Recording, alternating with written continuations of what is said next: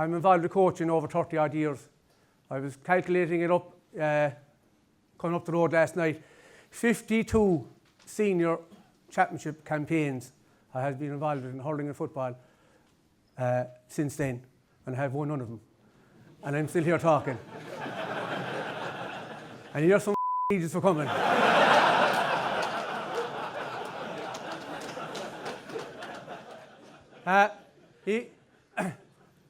I was breaking the first rule and not the curse, but I suppose Oscar Wilde said that to be yourself, because everyone else is taken. So I'm going to try and be myself as much as I can. I often wonder why I'm here. Like, I don't understand these things where you'll be asked to go and talk about what you know, because all I know is that I know very little. And the more I'm trying to learn, the more I know that I didn't know. So I'm trying to man a hamster wheel all the time. And if I was to take myself seriously, you'd have no confidence left. Because every time you meet someone, they give you more information than you knew. And you're going away, and that's only the fella cutting the grass down the pitch, and he knows more about it than you do. So the collective inside the room is huge.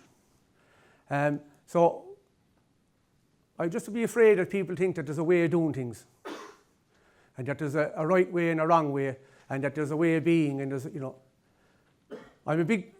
I have become a big believer, right? I feel like a pastor now, don't I? But I become a big believer in that the person-centred approach.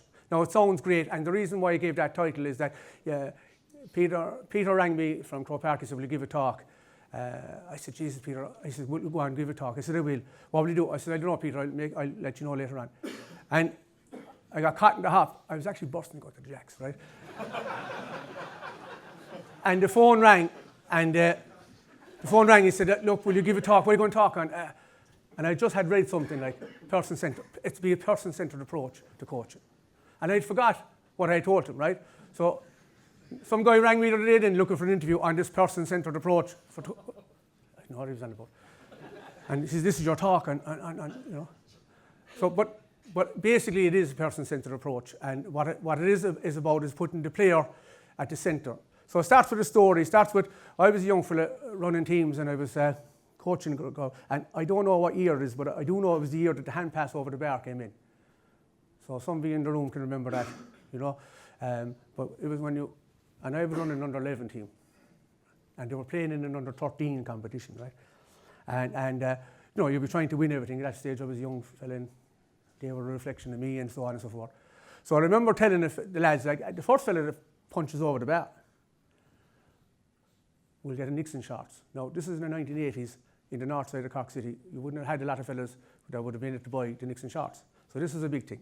The second thing is that I was always telling them if they get 15 points over the bar, because I was always trying to get them to score points when they were young, because they love getting goals and I want them to get points. 15 points, I'd buy them all. It was a marathon bar back then. You wouldn't know what a marathon bar is. It's the Snickers now, right? and the marathon bars, you could eat them then, You could eat them. No one gave a about cholesterol or whatever. So I said, I buy you all a marathon bar. And that was the thing. And this in the north side again, where they look. So we were playing this crowd anyway. The game was kind of in the melting pot, and I was on the line here with a friend of mine, and your man was on the line over, and there was a big referee in the middle, and that was it. And we were playing the game. And Jesus said, look, we're going to win this match. We could win this match. So I made a very good tactical move in here, right? We had a big, strong fella, and I put him back, full back. Right? So he was back full back naturally. He's big and strong, and the small fella's a corner forward. You know how you pick the team, you pick them by height. So I had the brainwaves that I'm going to put that big fella out the middle of the field, and the best fella we have, I'm going to put him in centre forward. And what he'll do is, we had a big fat goalie, right? And I put the big fat goalie into goal, right? Now he had no game now since, but go on, you're going to goal now, right? Because you give it a good kick out now. You're going to big kick out, and you're out to the middle of the field. The big fella caught it, right?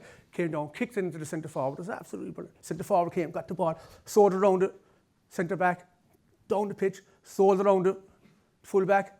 The goalie, 1-on-1 with the goalie, dummied it, the goalie fell on the ground, stopped, over the back.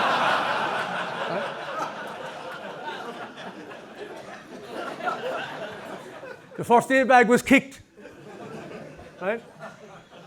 What the Right? The referee was on the ground. He blew up the match. It was a draw.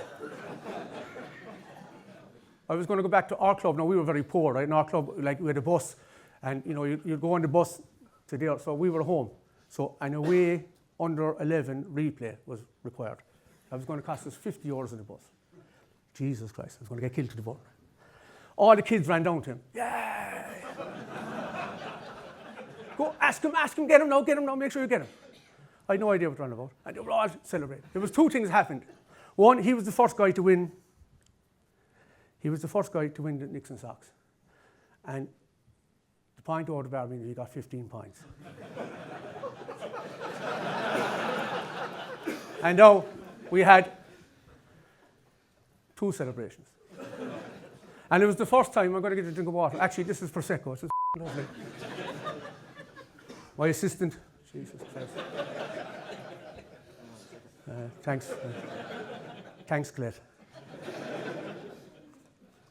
I'm gasping out. Anyway, so it was my first time that the penny started to drop about people and their expectations and their motivations. The second time, I had a friend of mine, I used to be running teams, and I was running the intermediate team, and I was only about 20 odd years of age. I was running the intermediate team. And they were all young at the same time. They all came up together. So I was probably 26, 27, and they were all 20, 21. They were all nuts. They were genuinely nuts now, right? And I knew there was a very good football team in them, like, and I used to be trying to coach them and train them. And anyway, they'd lose the plot. Maybe 5 minutes to go, some match, or they'd be brilliant in the next match to come out, they could all lose the plot. Could have 2 sent off, or they'd go start going for whatever it was. And I used to come home and I used to be depressed out of my head. And I have a very good friend of mine who later has since passed away. And, you know, we went for a walk one night anyway, and I really feeling sorry for myself, like, right? Really down myself, you know. And he said something to me that really resonated with me. He said, Keith, I never thought, he said, you were a selfish And I kind of looked at him because I thought I was kind of volunteering all my life and doing stuff all my life, and I've always volunteered, and I never gave a about money, and I just always I thought I was a real club man, a real GA man, a real this, and this fella there, my friend of whatever many years, called me a selfish I said, what are you on about? He said, it's all about you, isn't it? What do you mean? I said, I must have given my life to the show, right? I must have feel morning, noon and night. This is coaching teams, right? I gave up my work, I gave up jobs, I gave up education, all just to coach these fellas. And you're calling me, yeah, he says. They're in town, I says, drinking the shit out of it for the last 3 days. I hadn't eaten a thing. I said, I'm not selfish. He said, that's exactly what you are. He says, you're selfish. He said, you own their sorrow and their joy. And I looked at him like, and we were out for a walk up around the north side. And I know if you're around the north side in Cork City, like, it can be rough enough. So it's just great walks, and you come out the country. So we were way out when he decided to tell me this, like. And I had to walk back almost in silence, right? It was very awkward. And made it worse, I was going into his house for a cup of tea, and I was going out. My wife, at the time, she was my girlfriend. She was hanging around with his daughters and stuff like that, so I was going in there. So I had to sit in there again afterwards. This fella called me, but the penny really dropped. You own, he said, their sorrow, and you own their joy. And I really thought about it afterwards. I was saying to myself, Jesus, right. Couldn't give him the sort of it, like, but he was right. As a coach, I've learned one thing, I said, since that. As a coach, when you come into the winning dressing room, they've got to be the happiest people inside there. When you come into a losing dressing room, they have to be the saddest. When you're out in the field, before that, I genuinely could have organised D-Day with cones. I swear to God, right? If cones were needed for landing on D-Day beaches, I was the man. I could throw cones and they'd go exactly where I want. I was like a ninja with cones, right? And then you had to stand at this cone and you had to go at that cone, and we moved. And there was drills, it was fantastic stuff. And I often wondered, like, Jesus, that fella's right. Like, what is it all about? What are we about? What is coaching about? Who are we coaching? And I suppose I started reading. That's a very dangerous thing when an uneducated fella starts reading.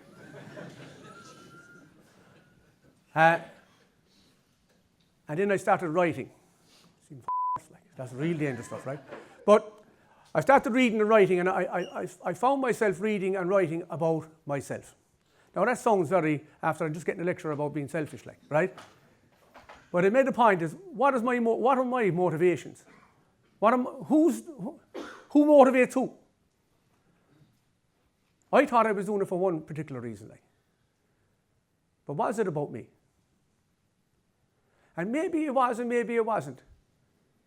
But I was one selfish because I would actually take the hardship. And when they were all sad inside the dressing room, I'd be sadder. And I'd put that in a bag and I'd bring it around with me. Now, I have figured out that there's nothing beats playing. I think most of you would agree with that. If we had our time over again, if we were given one day, when you get to our age, 45, 50 plus, right? What would you like to do? You'd say, I'd love to play a match. Out there, anywhere. I'd love to play a match. I'd love to catch a ball and kick it over the bar. There is nothing beats playing. Nothing ever will. So what we're doing is facilitating other people's dreams, isn't it? That's all we're doing.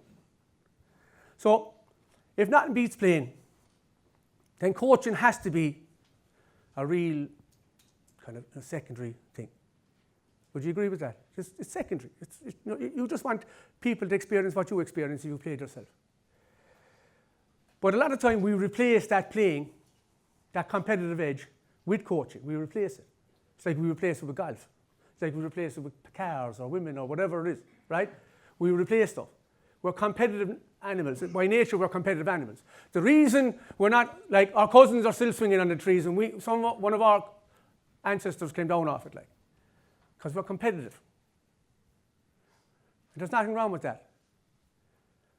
But you must know the reason why. And I read a quote there recently that if you know why, you'll bear anyhow. Why am I coaching? But more importantly, why is he here? Or why is she here, that player that comes into you? Who are they? So I started to think about who am I coaching, what am I doing? So player-centered coaching is not a fluffy thing. It's not a kind of a kumbaya and we all come together as a banana republic and lads, whatever you decide, this is great. If anyone knows me, I am a cranky, right? I am genuinely cranky, right? And I'd be driven. I want to win, of course, like everybody else, and I would have discipline as part of my setup is very important. But I have realised one thing, that when the match starts, every player on that pitch in the first 3 minutes will have made more decisions than I have made in that whole week in relation to that team. So if I hold the power of decision making, well, we're as a team, isn't it? Because it's about the players. They make all the decisions. So how do I give them responsibility to making decisions? That's basically what it is. So I went back and scratched all the way back, and I wrote down a few bits and pieces. Now, I'm a fierce man for this shite, right? If you got to hold this book now, I swear to God, you die laughing, right? There is stuff in it about health.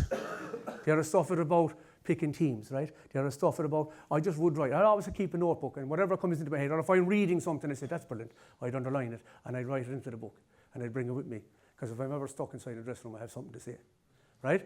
And it would trigger you, Because we're all living very, very busy lives.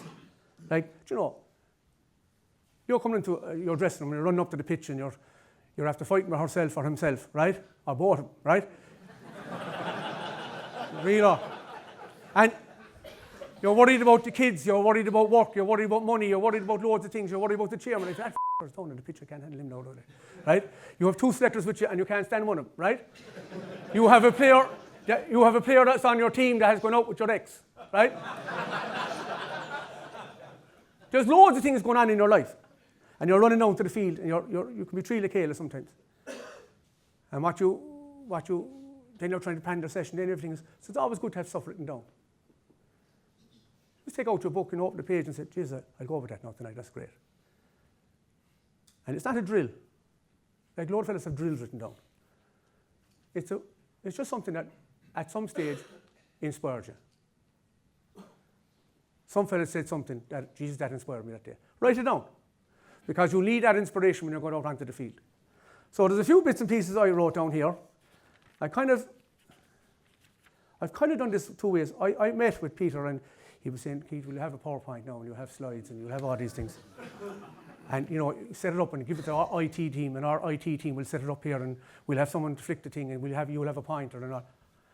And, you know, I was saying to myself, I want this to mirror what actually happens in real life. Pandemonium. Huh? I was, when I got the job for the Cock 20s last year, I got a couple of phone calls. You need to get a strength and conditioning. First of all, I didn't want it, right? And I told the players I didn't want it, and I still tell them I don't want it. I always think you give a job to someone who don't want it, he'll probably do it because he has to. Do you know? He's a great guy. A fellow who wants it, you'll be always worried there's an angle here somewhere, right?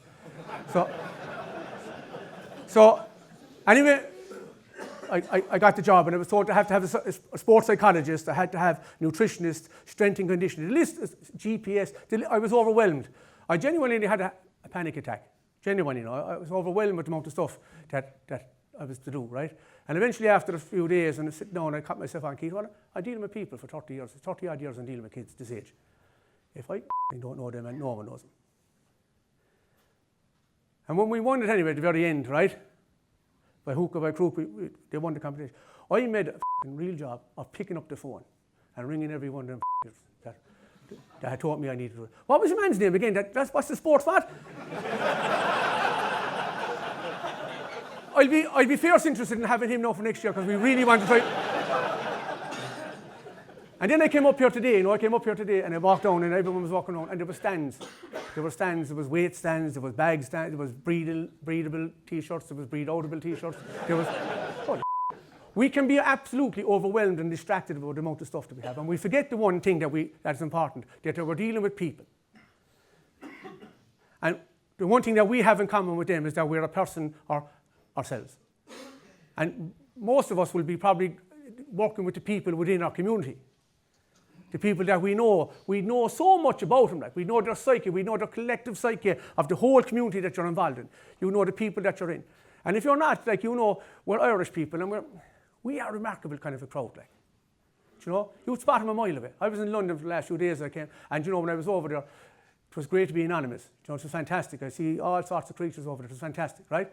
And I loved the anonymity. But like, when I walked, you could spot an Irish fella a mile away. He didn't open his mouth, you know he's Irish. And we have this kind of lovely connection. And I suppose really one of the things that I started to do in my reading was I didn't read sports books. And I didn't read autobiographies. I read about, you know, Irish people and talks and people just in general, great writers, Trevor Willems or John McGarren or whoever, like, you know, just anybody who could tell me about people. Because we're dealing with people, there's characters. And I do think, in the 21st century, I do think that the greatest risk to our society at this moment is not AI, artificial intelligence, it's not some fella's going to press a button, it's not, you know, it's our young people's lack of identity and character. They're not a snowflake generation. I don't believe that. I don't believe the next generation are not resilient. You become resilient with the environment that you put into. Like there are children in Syria, 11 years of age, and they'll be as resilient as you'll ever see, or people in Ethiopia or whatever, and try to go across in the sea. Imagine the resilience needed for that. But if we were placed in the same position, we'd become that too. Resilience has to do with the environment you created in, doesn't it? It genuinely does. I had the pleasure, absolute pleasure of presenting the Tyrone lads this year. They asked me to come up for some strange reason after we beaten them, right? And robbed them actually, right? And I had to give a team talk to our fellas, right? Obviously about them in there, I know that usually, right? And then when we won the match, we didn't after us, and I said what I felt, right? But the poor selector who was with me didn't know who I was. So I was schizophrenic. I was after head off them there in this crowd, and I was after going in here praising these fellas. But they asked me to come up and present their medals. So I went up and presented the medals. And one of the things I was taken with was their resilience of, because I used to go up there to the north in the 80s and 90s and bring teams up. It was the resilience of the people there. How resilient they played Gaelic football despite everything. Despite everything. So the environment creates the person that's there. And I would say that inside in your dressing room, we can be very, very sterile. And the more we own and take on responsibility, the less resilient they become. So this is what I wrote down. This is the first thing. I talk about a player, any young player, young or old. And I said, good advice. And then I stopped. I said, no, I'm going to write to my daughter. She's 12, right? She hates sport. We'd have to have an injection at home if she saw a sport match. We'd have to give her one. Do you know what I mean? She'd go into anaphylactic shock. Anyway, I said to my wife, like, we picked up the wrong child here, like, you know, this is. But she loves drama. Caroline said, no, she's definitely yours, right? But I wrote to her. She was having a bad day one day, and I wrote to her my hopes for her. This is my hopes, and so this is good advice for any young person. First one is have some humility. I'll talk about that in a second. These are very simple words now. Have some courage. Use your judgment. Use the power to choose. And accept the responsibility of your choices. Make friends with people who want the best for you. Doesn't end here now. Down is a lot easier than up. Now, for my age, you'll understand that. Sitting down, fucking great. Getting up, for sake. Going down the stairs, grand. Going up the stairs, right? Yeah? So down is easier than up. So if down, so we almost assume that the first thing that you're doing is the easiest thing. And that mightn't be the best thing. Because we'll always go the easy option, won't we? We'll always do the easy option. And that might necessarily be the best option. I have more stuff written for her, but that was the first part of it. Now, if you think of that, that's not bad advice. It's not my advice. Obviously, this is from somewhere else, you know, stuff I collected. But if that's the advice that we want for each of our players to hear, is that not the advice that each of them players have a sibling or a mother or brother or sister that wants the best for the players that we have? Each guy or girl that comes into our dressing room, whether it be a child or it would be an adult, this is what people want from them. And then, as a coach, you throw all that out the window. You can't do that. As a coach, that has to be your mantra. So, I think that it's very important when you're coaching stuff. It's not that you just leave them go and do what they want. But you must respect that they are a person first. They have needs and wants. Humility. What do we mean by humility? Now, I was reared in 70s Ireland, you know what I mean? So the Catholic Church was still there, and they're not knocking them, but the Christian brothers were there, and you get a good flake with corporal punishment, right? And humility was like that you put your head down, and if you were good at something, you never boasted, like. You put your head down and you drove on, and you know, that's it. But humility is more than that. Humility is about, and I've come to the conclusion of this now, this is my conclusion, it may not be true, but this is mine. Humility is about knowing what you have, but also why you have it. No skill, no attribute that you have is given to you for yourself alone. None. Think about it. Any skill, any gift that you have, and we have all gifts, even though I do know a couple of fellas in the room and I'm wondering what their gifts are, but we have all gifts. Each one of us have gifts. But they're not given, there's no gift actually that you have that will serve you alone. All the gifts that I have, they're for your family or your community or from your environment. So that's what humility has. And humility also is that, in my view, that there is another reason why we do stuff. There is another connection. There's a spiritual connection. I know it sounds very, but there is a spiritual connection in what we do. And I'm not talking about a religious connection. I'm talking about a connection between people. And in coaching is not what you do to someone. Coaching is what you do with somebody. One of the most beautiful moments in my life in coaching happened at the Under-20 All-Ireland final. We were 6 points down. The lads came down the pitch. The ball came in, I don't know what happened. The ball went wide or over the bar, I don't remember, there was a kick out. The goalie was taking the kick out, he kicked it to our full back who made the balls of it, dropped the ball. The goalie got such a fright, he almost froze. And your man miskicked the ball and it dribbled over the line, and all of a sudden we were 1-6 to 0 down. And I'm standing inside the white box. By the way, one of the greatest inventions of all time in the GAA. My wife wants to put a white box in our living room. Just go in there and shut up. Because you can't go out of it because you'll have a fellow with a stick poking you. So but anyway, the ball went in and the centre back ran all the way down the field. Now he ran from where he shouldn't have been in the first place, all the way down into the goalkeeper and put his hands on the goalkeeper, and he said, tea and toast. Now, I'll explain to you this in a second. Tea and toast, he said, next ball. Now, the tea and toast came from a story, I'll tell you another story, right? Which is, a couple of years ago, I hadn't been feeling well, so I went in for these colonoscopies, you know, these things. And if you know, anyone knows a colonoscopy, you're starving, right? And they give you the stuff to drink, and you know yourself, it's rotten. Right? Anyway, right?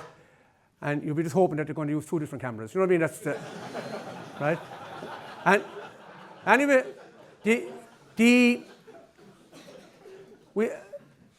wake up after anyway, and the one thing that you'll come forward to is the tea and toast that's going to come, right? And it is the nicest tea and toast you've ever had in your whole entire life. And when you're in the private, like I was in the private, right? You get lovely tea and toast, all you get on jams and marmalades. And what do you not call marmalades? We don't call them jams. What do they call them in the preserves? Thank you very much, right? Right? So you get preserves and you get butter and all, it's all lovely. And anyway, so I was in the room, private room, and I woke up anyway and they said, Mr. Ricken, you know tea and toast yet because you have to get another scan. Another thing, so I was fine, and so grand. So all bits and pieces done anyway. Eventually I was going to get tea and toast. But as I was sitting down on my bed, right, still half groggy, you know you're kind of sitting down on the edge of the bed, in comes the tea and toast. And as in comes the tea and toast, in comes my 2 kids. Oh, Dad, that looks lovely. Oh.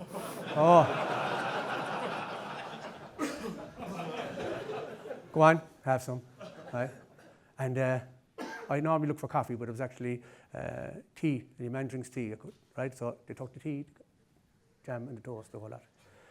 So starving. So I said to her, nurse, any chance? Oh yeah, the doctor's coming anyway. So the doctor came in, so they took the kids out, and they sat down, and the doctor said, I'd like you to sit down. And okay, so I was sitting down anyway, my wife is there, and he said, it's not good news. He said, very bad news, da. And he says, look, there's loads of stuff there, and we think it might be cancer, da, and this is shit. So I could feel my wife in the bed like going off. She was going to go off in it, right? And so he started talking, and he says, have any questions? I said, I have any chance of tea and toast?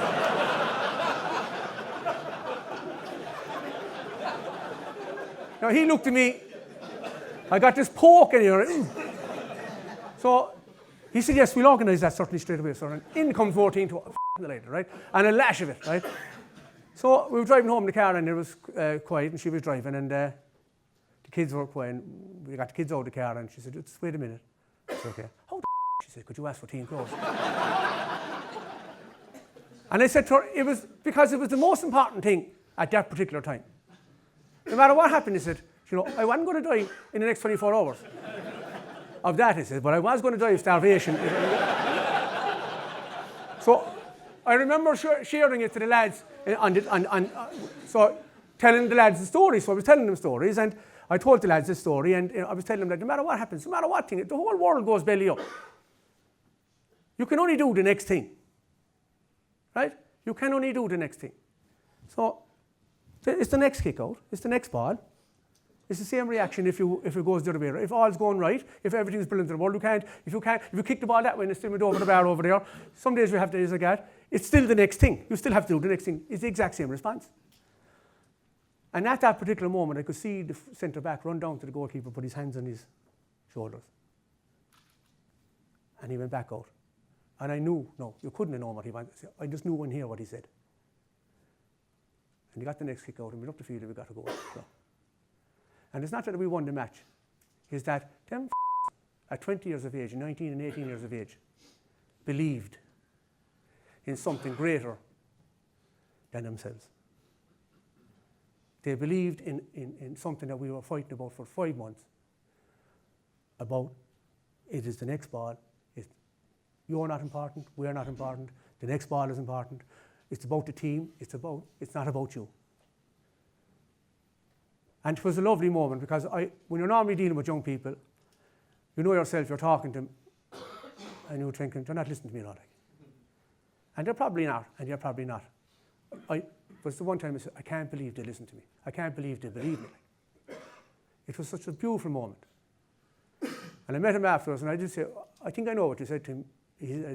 I told him tea and toast. I said, next ball. Now, in the same breath, the fellow who got the goal volleyed it. Remember that? Came in and volleyed it, right? And my wife went up to him and says, I can't believe you volleyed it. All I was thinking that he was going to kill me. If I missed it, I could see my life flash in front of me. So just in case you think I'm all sympathetic and all, come by, Alec. All right, okay.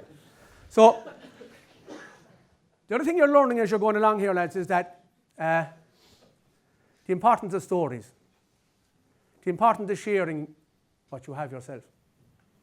I have seen so many coaches, beautiful people, great people, I know, right, take on roles and then all of a sudden change. They come in and they be somebody else. They read a book somewhere and a man was a real dictator and this is the way we're going to do it. I remember years ago there was a particular coach in Cork and he got the job of coaching the Cork team and he brought him down to Macroom and he used to run up a hill, up and down Macroom. It was a huge hill now, right at the side of the pitch. And there was people hired that hill for training their teams from 20 and 30 miles away. That's a fact. They drove down to train to go up and down that hill. Because that's what the Cork lads were doing, and we'll all go up and down that hill now. How many runs were they doing? 20, up and down that. We'll do 20.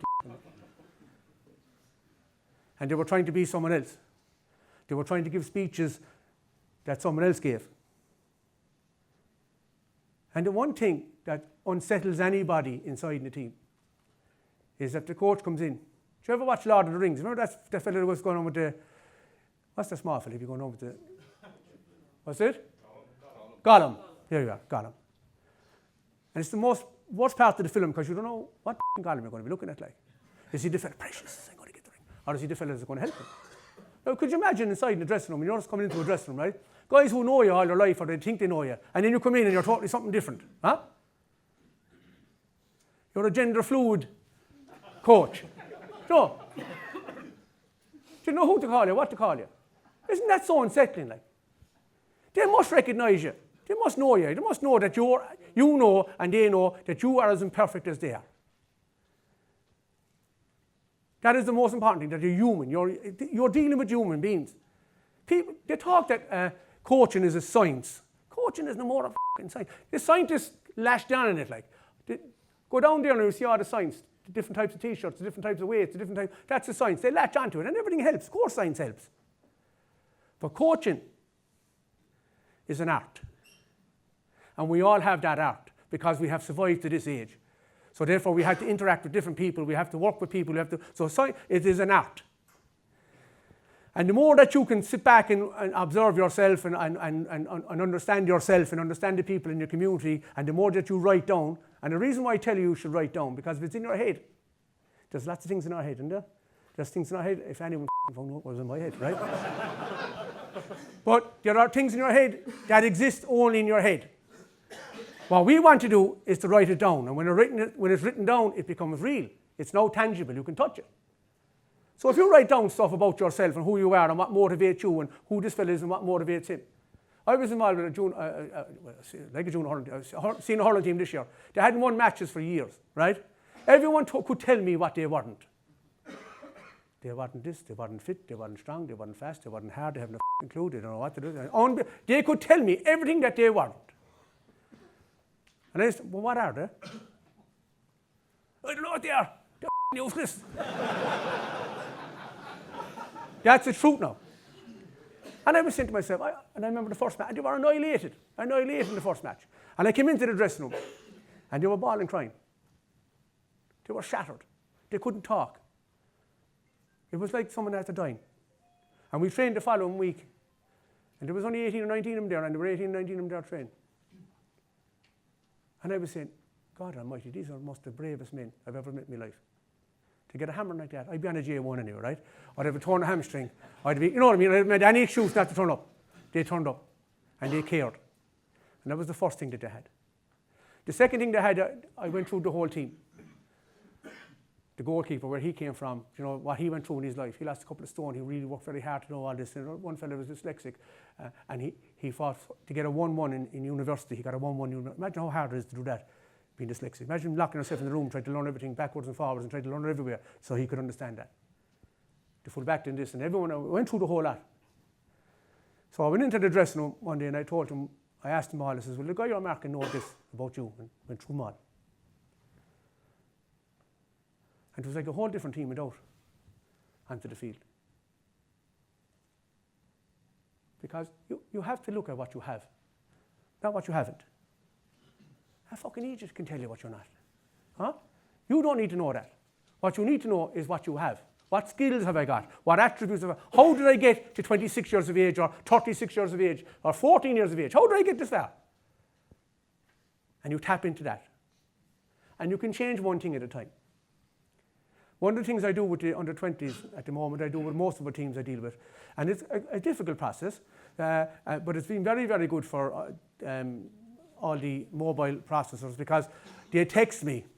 So I reckon I should be getting a cut from these crowd now at this stage. But they text me after every training session, every match. 3 things they were happy with. And 1 thing they'd like to change. 3 things to 1. And the reason I get them to do that, because they won't write it, obviously, but it's the forcing them to write down or type out what they feel they're doing well. And also something that they like to change. And it also allows you an opportunity to see what they're saying, and maybe they're in cuckoo landing. I worked hard. And you picked up the jersey after match, because that's one of the things I do. I don't need GPS. I pick up the jerseys myself, and I wash the jerseys myself. And I know, by picking up the jerseys, number 13 jersey, you can smell the Daz off it still. And then he was wearing Lynx Africa. The was so lazy, he wouldn't shiver if he was cold. Huh? And he's telling me that he's working hard. Well, we'll have to change what his definition of working hard is. But we can do that, because that's okay, that's human nature too.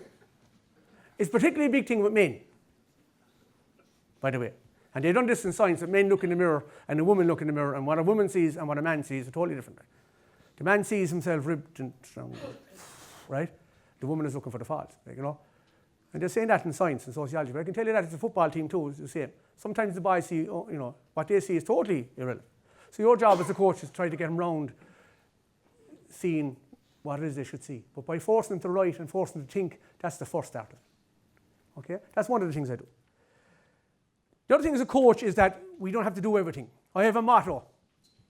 My motto. What I have not seen or failed to see, I leave as a gift. In other words, I'm not going to solve everything. I thought that's what I had to do. I had to break down everything. I had to understand their strength and conditioning, their fitness. I'm not going to solve everything. As a coach and as a human being, that's what the whole life is for. And when I finished, I'm not going to have everything done. And then the next generation, my son and all the other generations will come in and try to do the next bit of thing. It's the same with a team. My third thing, I'm going to say this, you know, this is very important. The ultimate end, lads, is that someone is going to get up on an altar. They're going to stand behind the altar and they're going to say, John, he was a nice fella, sound out. He was a great father and grandfather and great-grandfather and whatever. That is the ultimate end. Who writes that? You do. Yeah? You write your own autobiography. How it's said might be different, but you write it. Now that's the ultimate end for everybody. But there are other ends in everything. Every day has an end. Every training session has an end. Every season has an end. Every championship campaign has an end.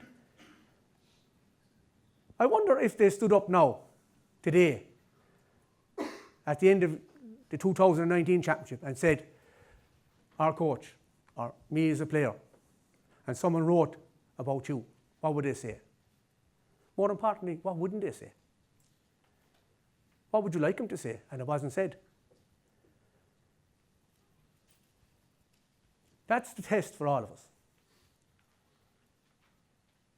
What are they going to say about themselves? What's going to be the eulogy of the team at the end of the year? The underachieved, the overachieved. What is it going to be? But the big things, and I was at a funeral recently of a man, 87, 88 years of age, grandchildren, great-grandchildren. I'd say he was a powerful man. I knew his son, and if his son is anything to go by the father, top-class people. And his other son came back from Australia and took out 2 pages and read the 2 pages. It was the most beautiful eulogy. But 2 pages, 87 years of age. What would you think was on them pages? There's not about what he did anyway. Huh? It was little stories and little memories and how he made people feel. Now think about this for a second. What you say and what you do will be forgotten. How you feel, you will never, ever, ever forget that. How someone made you feel, you'll never forget it. That is a fact in coaching. And that's what I'm talking about, people-centered coaching. If you're aware of that, that helps. Now let me tell you this is another complicated thing. We are 2 things at the same time. We are absolutely brilliant and totally useless at the same time. I remember one time being very getting a bit agitated, and my wife was saying to me, "What's wrong with you? I'm looking for this phone. I don't know where I put it. Like I put it down somewhere. Like she says, you're on it to me."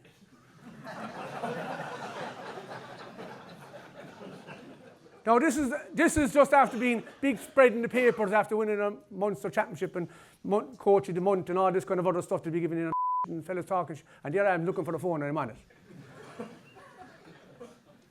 You see, we can be absolutely marvellous and absolutely stupid at the same time, but you must be able to live with that. If you go golfing once a week, or once every 2 weeks, or once every 3 weeks, you wouldn't exactly call yourself a golfer. You play golf, but you wouldn't call yourself a golfer. If you're running a team and you f*** up every so often, we can stick with that, and it becomes us.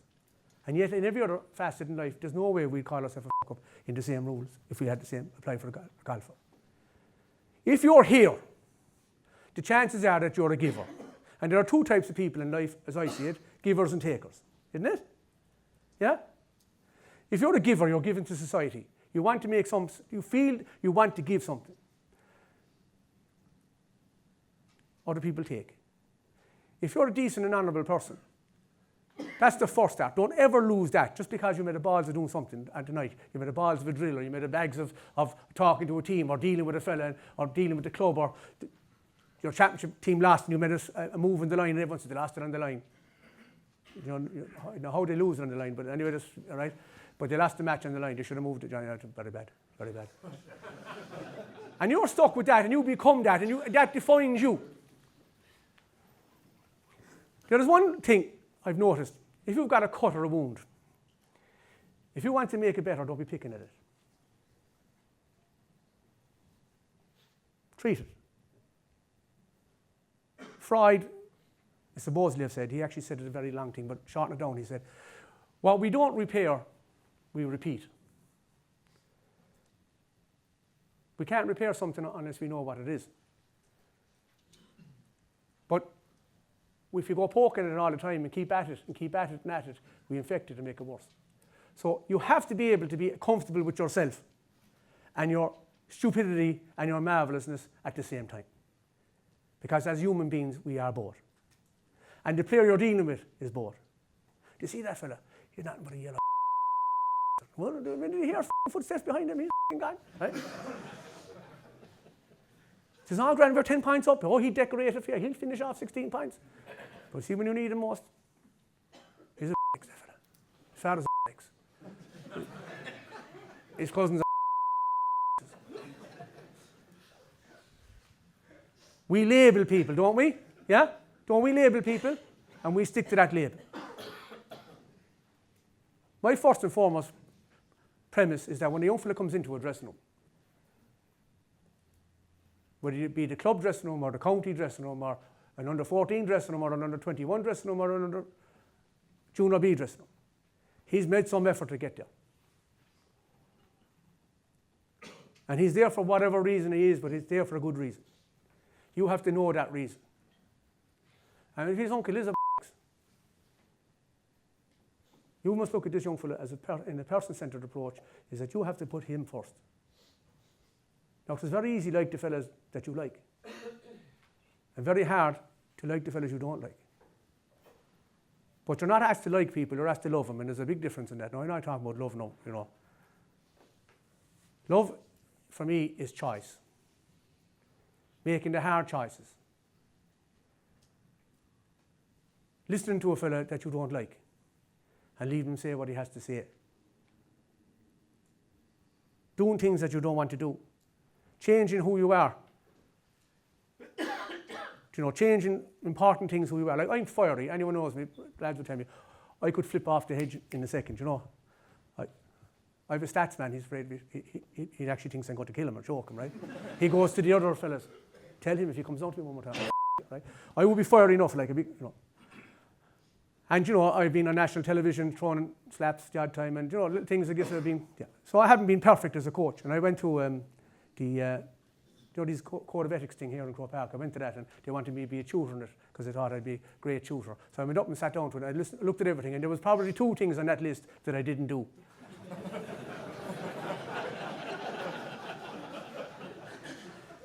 And I said, there's no way, because I've done everything else with it. Like, I have made a balls so many times. And you know what? I think I've come to think, and when I've got sick, and I'll go back to that in a second, I think that was, for me, the third learning point in my life. That our bodies are our canvas for our scars, right? And them scars define who we are and how we go about our life. And it's the that we've gone through makes us who we are. And as a coach, if you can accept that, you'll improve. And you'll get lucky, like I got lucky once every so often. That is fantastic. But last year, before our first ball was thrown in, I wrote in my diary, I've done a great job with this kid. This is before the first ball was thrown in the championship. This has gone very well. Because everybody was there, everybody was enjoying it. There was great crack at training, there was great smiling, there was great jokes, there was great, but everybody knew what they were supposed to do. And they were all going out making the decisions themselves. For me, I had done my job. I could now effect off and left the match.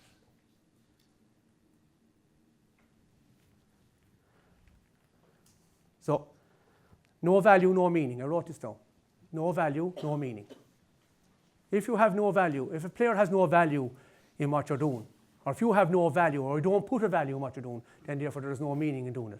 I think that makes fairly common sense. I wrote down a load of stuff now last night, lads. A load of the yeah, I was going back to that. I said I'm thankful really for my struggles, because without it I wouldn't have stumbled across my strengths. The doctor said to me last year, he said, Keith, you're doing too much. You have to cut back. You've done way too much. And I said to him, and he's an intelligent man, I said to him, James, yeah, how the do I know I've done too much until I do it? He looked at me. I mean, how do I know what too much is unless I've been there? I could have sat at home and said I've done nothing and achieved nothing. Would I be in the same position I'm in now? Or if I'd done less, would I be wondering I could have done more? I can drop back now, no problem. But I can't do it the other way around. It's the same with your team, it's the same with you when you're coaching. When you're coaching, if you make a balls of it, it's not fine. You went too far. That's grand, you can drop back. But your passion and honesty is the biggest thing that when you're working with young people, isn't it?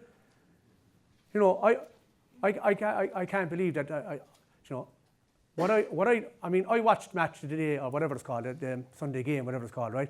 The day we won the 21, I watched it. And they were giving the match analysis of the 21 championship, and I swear to God, I was managing the team now, right? I had no idea what they were talking about. We done this, and we moved this fellow out here, and we created the space. I had no idea what they were talking about. You know, like, there's an awful lot of in everything, isn't there? And you know, we start to believe the bottom line, we're dealing with people, we're dealing with characters. And if you can develop character within the team, that's great. But you can't develop character unless you develop your own character. My good friend, Con Burns in CIT, he's always said that if to teach anybody anything, to teach Johnny basketball, you'd have to know Johnny and you have to know basketball. And I would have always thrown a caveat into that. I think to teach anybody anything, you need to know Johnny, you need to know basketball, and you need to know this guy here. What motivates me? What do I get up for? What is my reason for doing this? And an honest reason, like. Honesty now. If I do a good job here, I get to 20s next year, I get to seniors the year after, whatever. Is that your motivation? Or is your motivation really and truly for the people that you're working with? I have learned over the last couple of years that on any night that if I was taken to my eternal reward, I'd be quite happy with my life. I'd be quite happy that I've given something back to the association, to the people I'm working with. I've been quite happy that I was happy all the time. I got so much out of it. I've learned so much from other people. I swear to God, and I swear on my children's life, that's why I would stand over that and say, absolutely no. I know I made a balls of it. I know those fellas there think I was the greatest of all times. You know?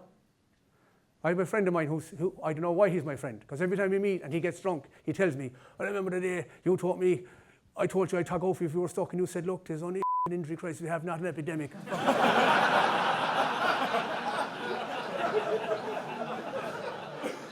You shattered my confidence. Every time he's drunk. Every time, right? So of course we've said things and we've done things. We have absolutely done things that we should never, we regret. You know, of course that's life. And that's coaching, and that's being involved in the GAA. And we look at the GAA and we look at every organisation and we all tell them what they're not. Sure, them fellas up there. There will always be them up there. Them have never changed. We have 13 or 14 presidents since I was a child, and every one of them is them up there, you know. The county board fellas, them people. We've all them, and then there's us down the ground, the fellas at ground root, you know. I think like you have to change your outlook on how you're dealing with people. It's very, very important. You must know yourself first. And then you must know them, and you must know where they're coming from. You don't have to like them. But you have to work with them. Each of us have to work with people all the time. The other thing I tell players is don't feel entitled to anything that you didn't sweat or struggle for.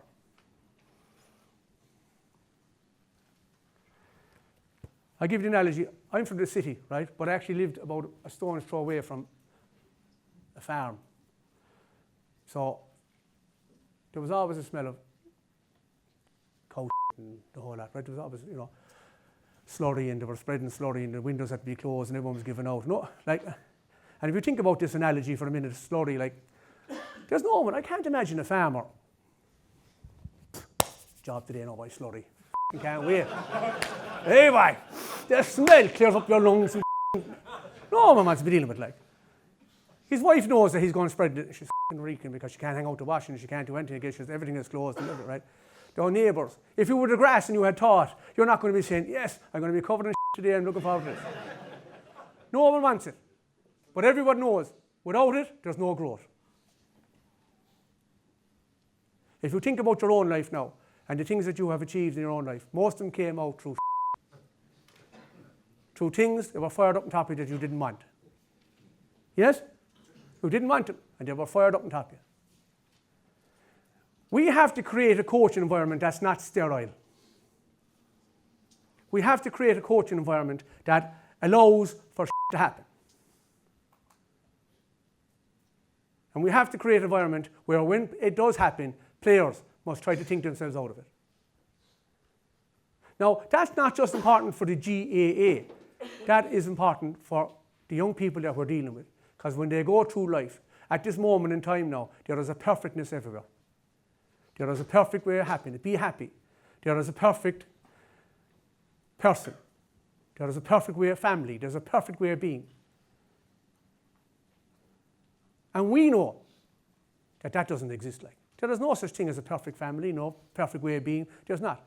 There's just life. And if you can accept that life is tough and life is hard, and there's a reason why it's tough and it's hard, is that we get the best out of us and that we produce the best thing. If life wasn't tough and hard, so what would we invent? What would we do? So I think training sessions have to be tough and hard, but they don't have to be in such a way like that. It should be kind of an environment that just leave things happen. I'm big into now when you're coaching, like, first of all, when you're coaching, I notice that everyone comes onto the field coaching, they all go across the field, they puck or kick. Do you ever notice that? Everyone goes across the field, pucking and kicking. All the drills are done across the field. Now, if we were training greyhounds, right? You wouldn't be training to run across the track. You wouldn't train swimmers to say, right, you're going in at the deep end, but just swim across, back. How about the 50 metres that way? I don't know, you'll be grand, train with that. We need to train teams. How many more minutes? 20? 1, 2. Right.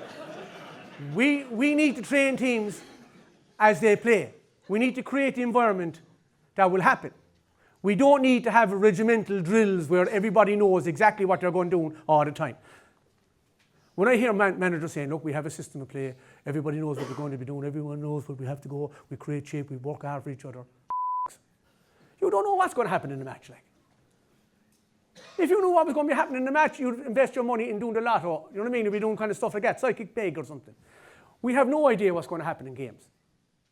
There are certain things that are going to happen in games and certain situations are going to happen in games, but it creates. I remember the time Clare won the Munster. Remember the man, he dropped the ball behind him.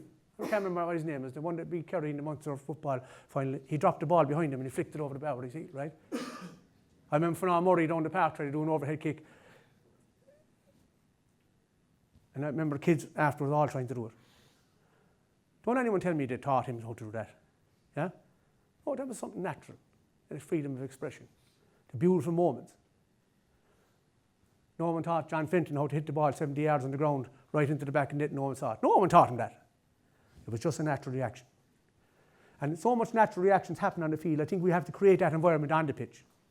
So for me, I would always do, and I'm just saying this is only for me now, everything involves you're either defending the goal or attacking the goal, because for all the time in your match, you'll be doing one of them. You'll be attacking the goal or defending the goal. Yeah? The second thing is scoring. Loads of scoring.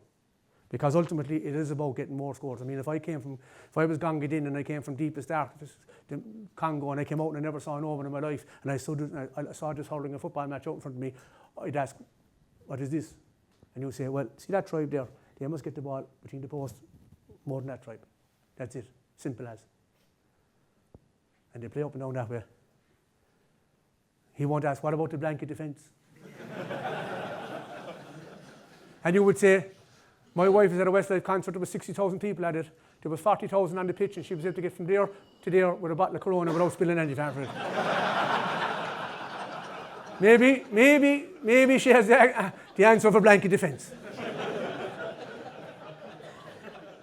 And we start to believe all the hype and all the technology and all the terminology, and sometimes I wonder, like, it is a very, very simple game done by simple people with simple aims. And the aims are the same aims that they started off in 1884 and they started of Turles and Cusick and all them people. It was to give us a sense of identity and a sense of ownership. And I swear to God, in 2020 now, we were never more need of a sense of identity. Never. I go to college now and I'm sitting down with college students. If I'm outside the door, I have no idea where they're from. They all talk the same. Oh my God, you can't believe it, I can't see it. I won't. Every one of them talks the same. They all dress the same. When I came into college first, I knew the country fellas from the city fellas. No bother. Right? I knew the Kerry fellas. I still know the Kerry fellas from the country. They smell. Right? Dirty. Oh, Kerry. But the Kerry fellas from the Cork fellas, everybody, no, they all look the same. They all look like they fell off a motorbike, right? Torn jeans, right? The more tears in the jeans, the better. Or attacked by a lion. They're all wearing. I worry about the next generation of boys because the pants are so tight now. There might be a next generation. You know? They don't wear stockings. Everybody, it's the same.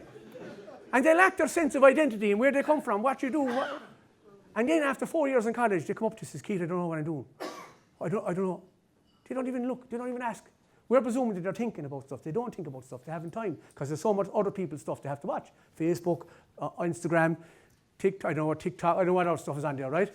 The amount of stuff there is phenomenal. So they're losing who they are. Our job, our great job as an association, our great job as, if you were giving back to this world, would be that when they're finished with you on a training session on any particular night, they have a greater sense of who they are. And your great job when you come away from a training session is that you have a greater sense of who you are. I think that would be a fantastic thing in relation to coaching. Because I'm standing here in front of you as the most unsuccessful coach of all times. I have lost more matches if I believed I lost the matches. I have managed more team if I believed I was the manager.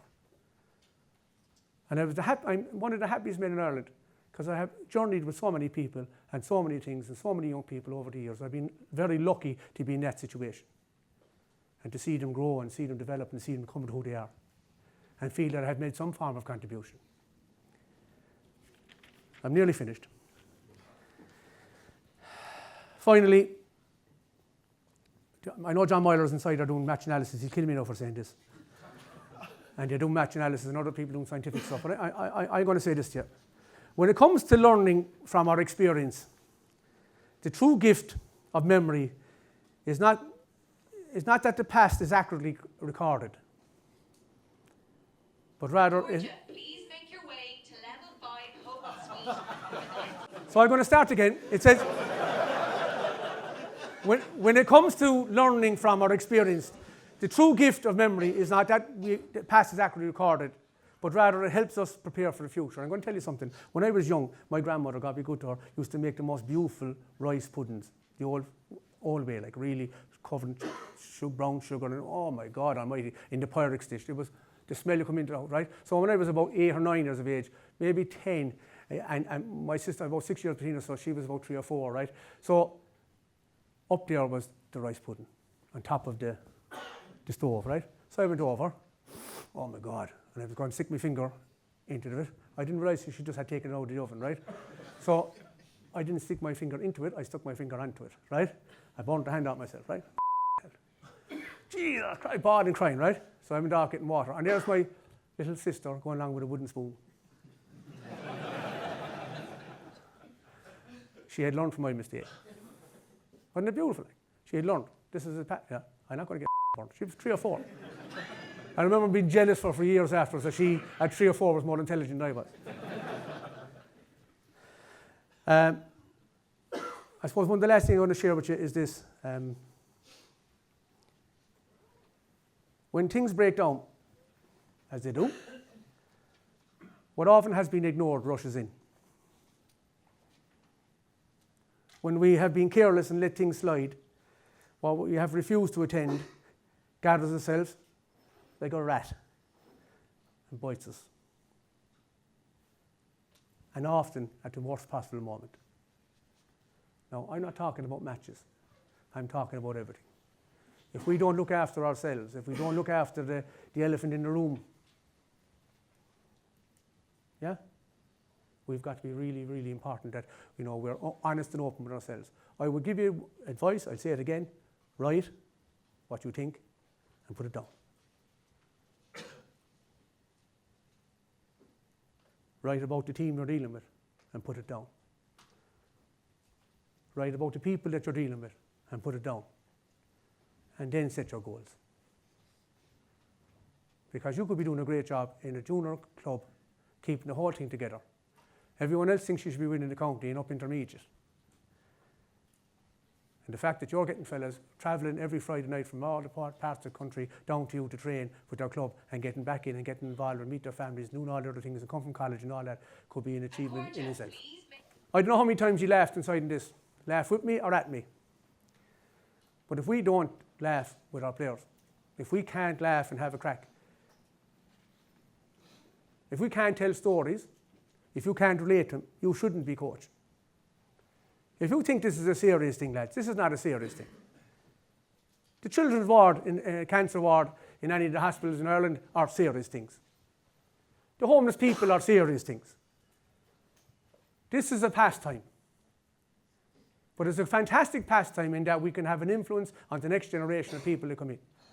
And if they don't understand the importance of laughter, joy, experience, because remember this, everything I said here will go to though when you leave there.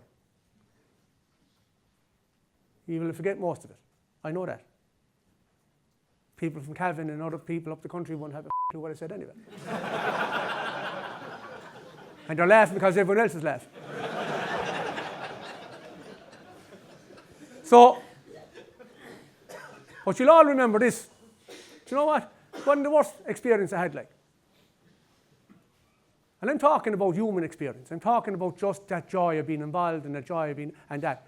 If we only can bring that contagiousness to the teams we're dealing with, it will be fine. You'll win the odd time, trust me.